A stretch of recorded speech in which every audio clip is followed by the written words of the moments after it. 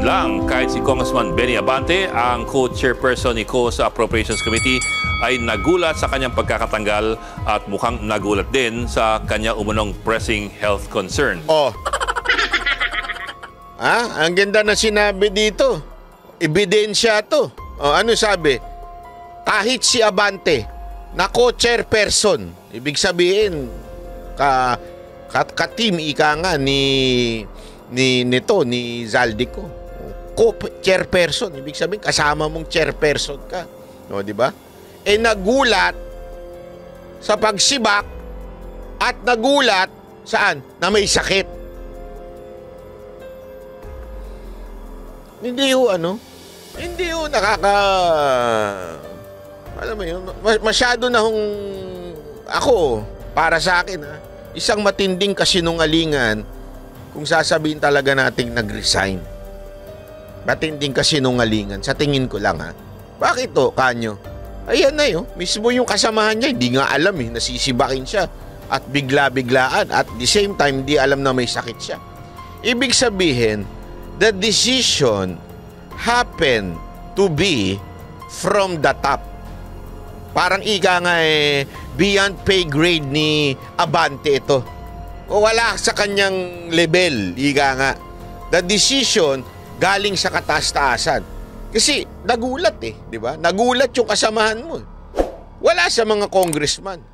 Nanggaling mismo at sabi nga nila, napaka-obvious naman. Kanino ba galing? Mismong sa anak ng presidente. So, dalawa na kagad ang na-prove dito. Number 1, talagang sinibak. Number 2, galing sa taas ang desisyon.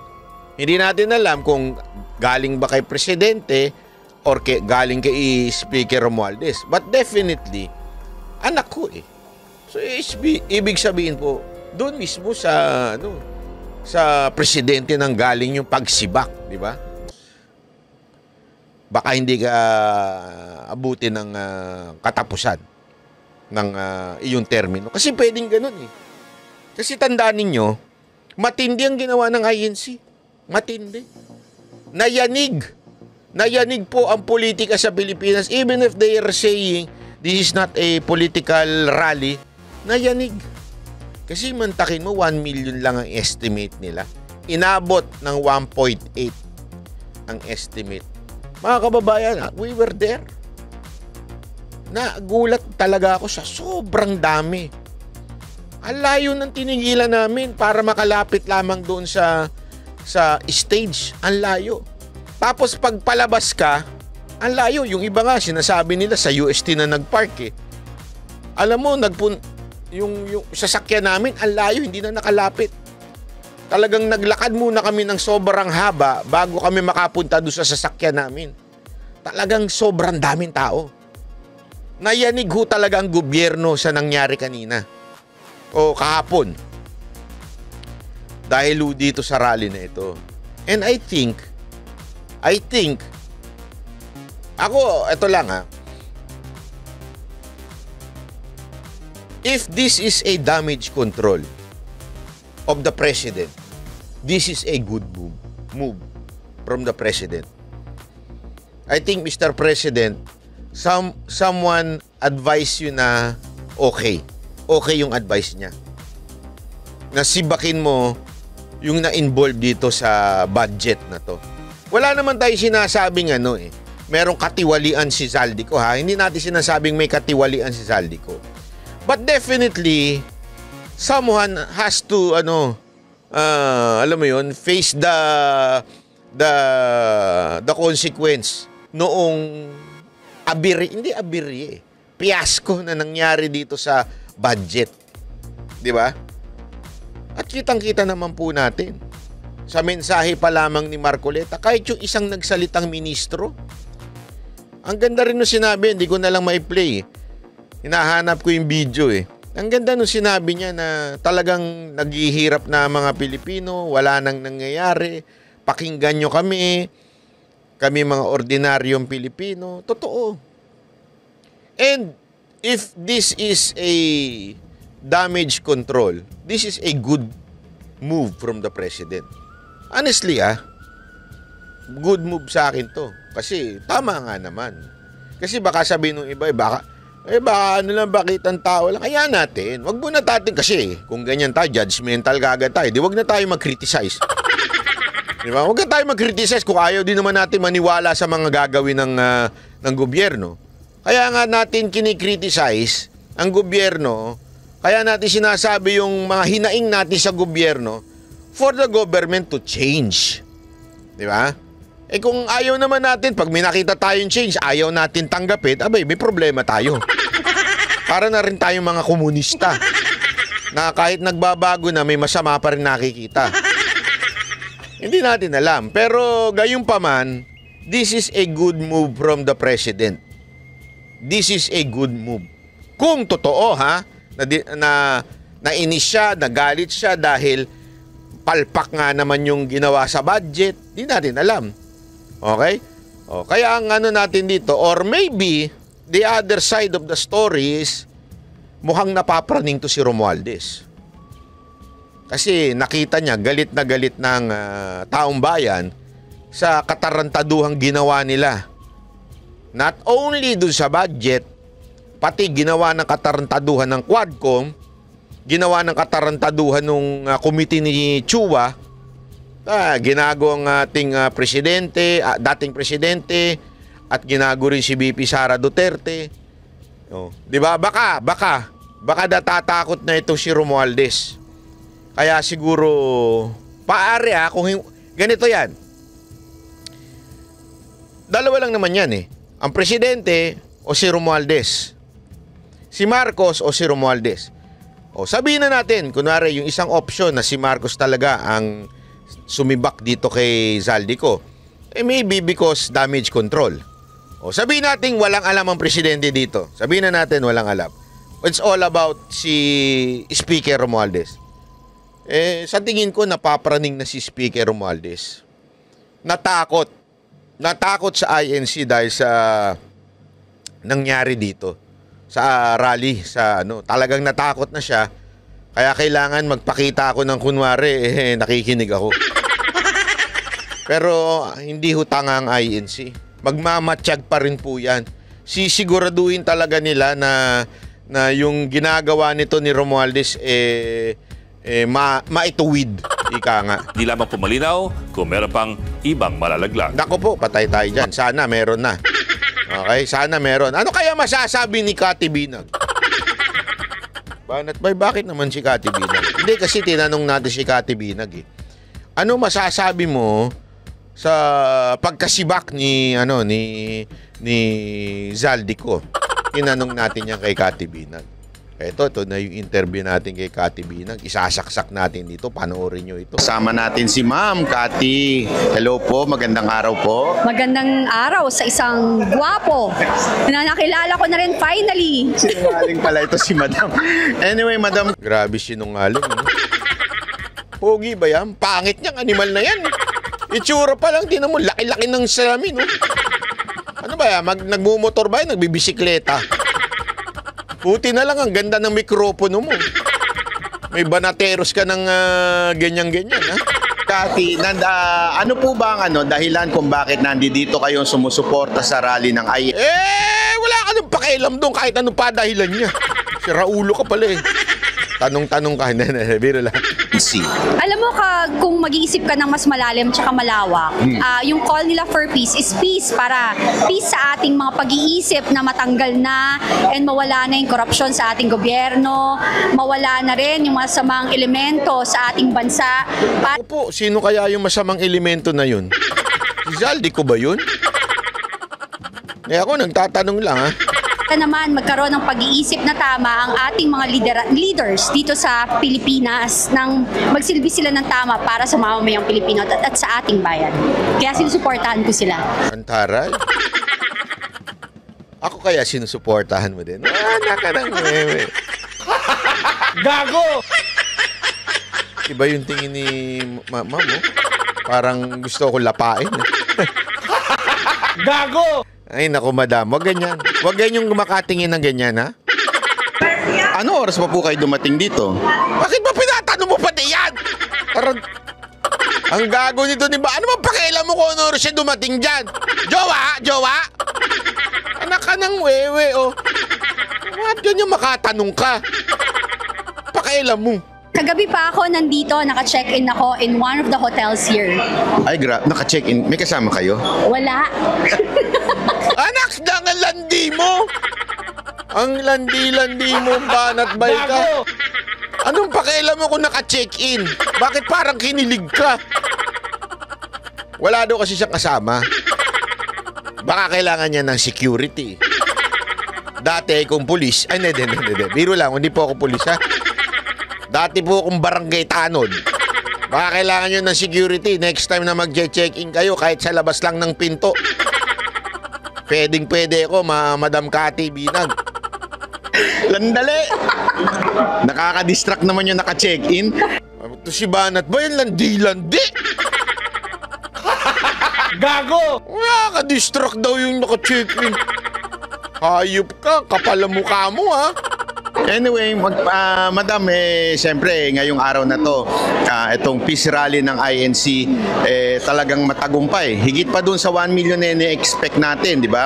I think 1.5 na or... Hindi na makatingin si Banat ba yun?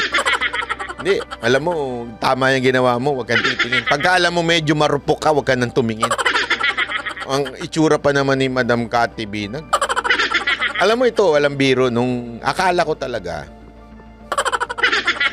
si Ma'am Cathy Binag medyo may edad na.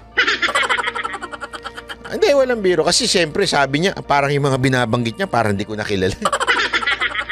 Siguro may edad na to. Tsaka akala ko malaking tao to.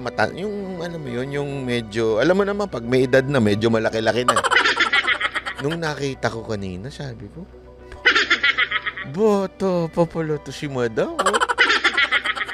At tsaka Slim Shady to si Madam. Hindi pala siya yung parang chubby na malaking ano. Yung mukhang, hindi kasi alam ko naman nanay siya. Pero alam mo yung ganun. Iba, sabi ko, grabe ito. Madam, Japanese po ba kayo? Natanong ko na kaagad yun eh. Kasi itsura niya parang may pagka-Haponesa. Makinis. Almost 2 million. Anong sa tingin ninyo mangyayari after this?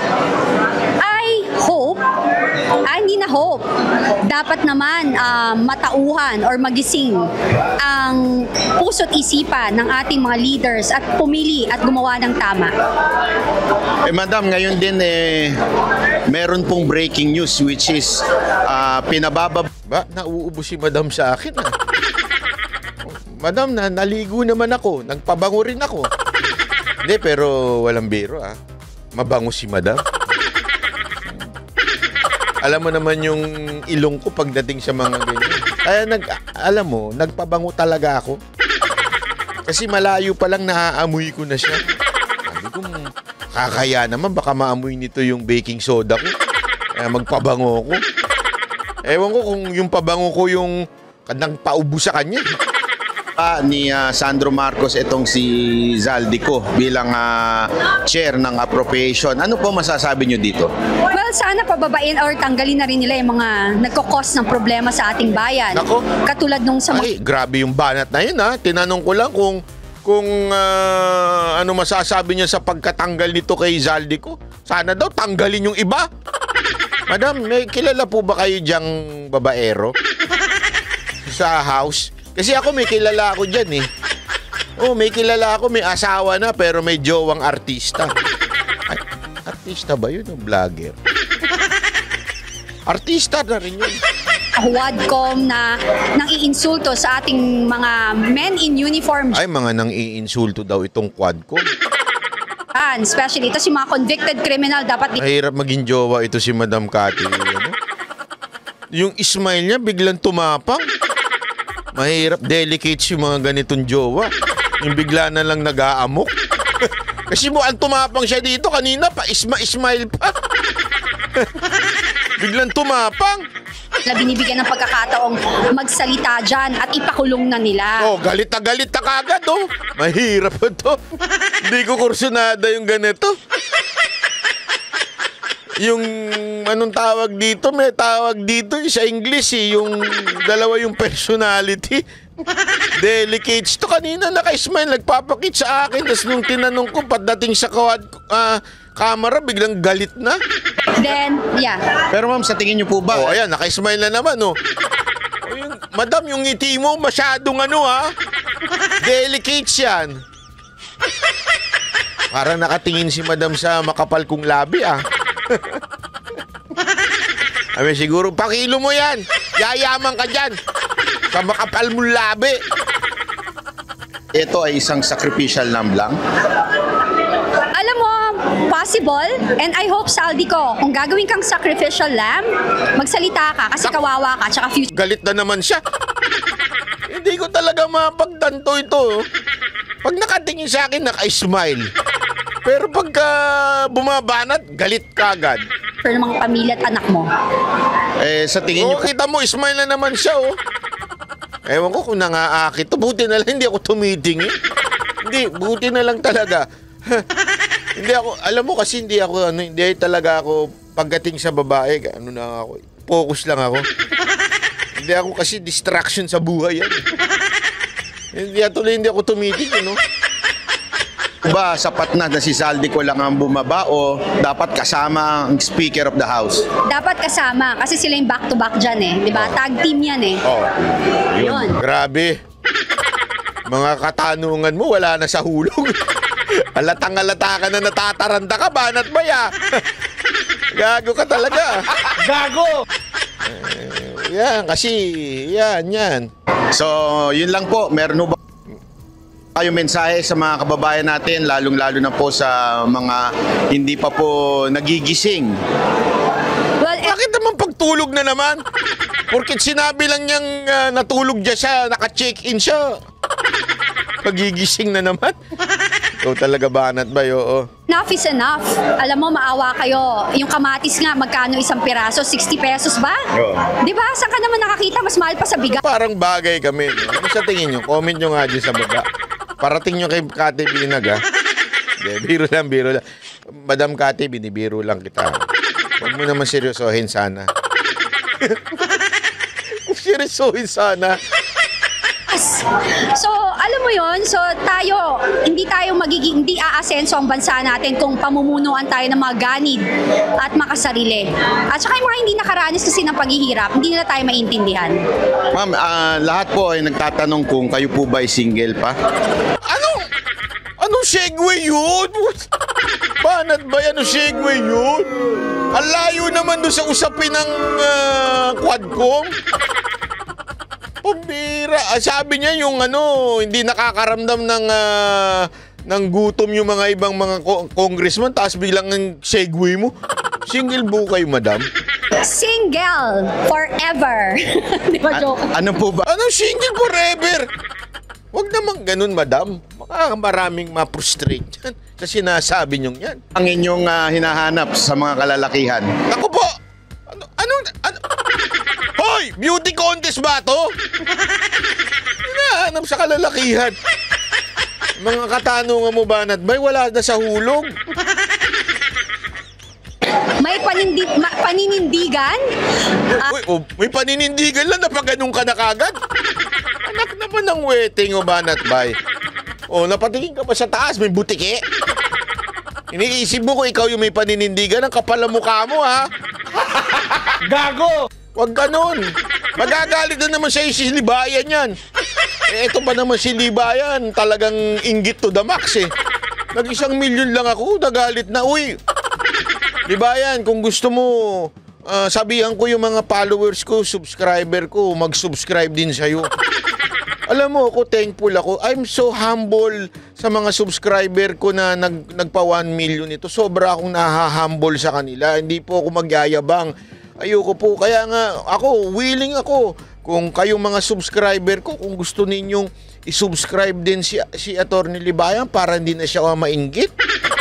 Pakigawa na lang po kasi ako naawa sa kanya. Sobrang inggit niya sa akin, Pwede po ba mag-subscribe din po kayo kay Atty. Libayan para naman yung mabawasan yung inggit niya? Kasi yun naman ang gusto niya kung ba't niya ako pinapansin kasi sabi niya nga wala daw akong kwenta Wala daw kwenta yung argumento ko pero pinapansin naman ako.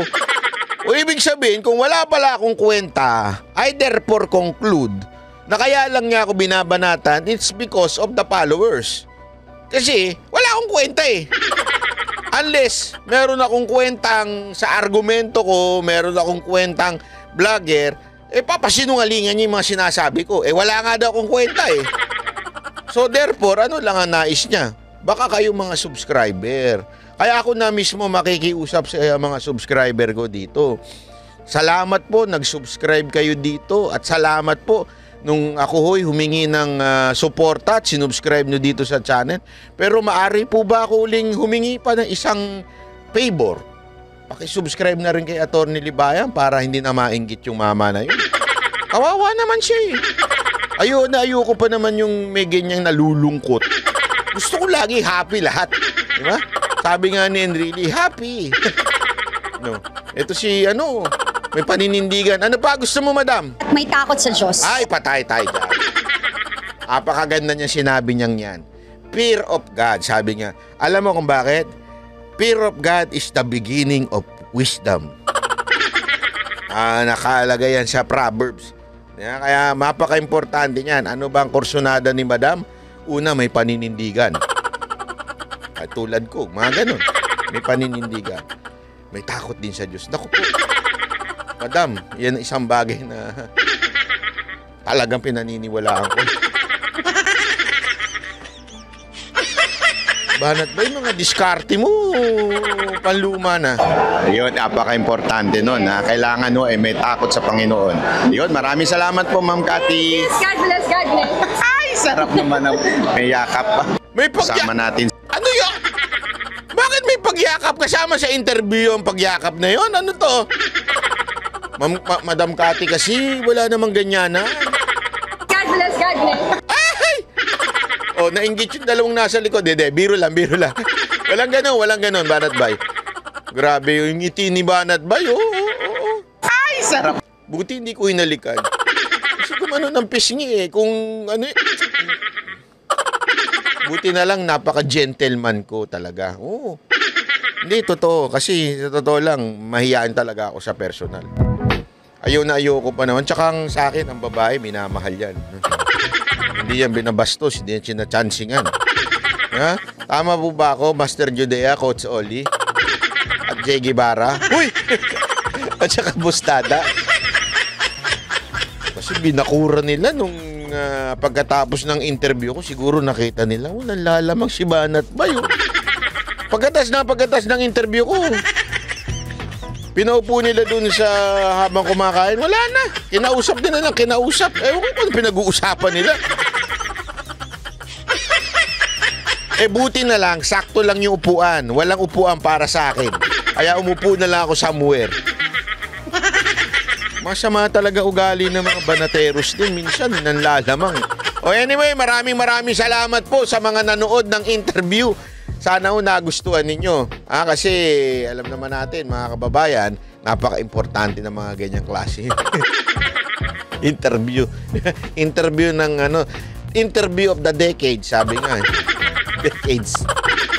Okay. Maraming salamat po sa lahat po ng mga taga-INC. Congratulations sa inyo at naipahatid nyo ang inyong mensahe sa ating mga kababayan. At marami po ang na-amaze sa ginawa ninyo. At sa mga bumati po sa atin kanina at nagpa-picture po dyan sa INC, sana po i-post ninyo. Kasi kung magpa-picture kayo, hindi nyo na may po-post. I-post nyo naman tapos i-hashtag nyo BanatBay para makita ko yung mga picture natin. Kasi alam mo minsan yan ang pangarap ko din Nakakalimutan ko lang lagi. Pag may nagpapapicture, pipicture din ako tapos ipopost ko din. Gusto ko rin kasi i-shout out dito sa channel natin. Kaya lang lagi ko naman nakakalimutan tsaka nahihiya ako. So sana i-hashtag nyo na lang po BanatBay. Okay? At tsaka hashtag Banateros. Maraming salamat po. God bless and see you again tomorrow sa ating live. Ay, hindi pala live. Upload.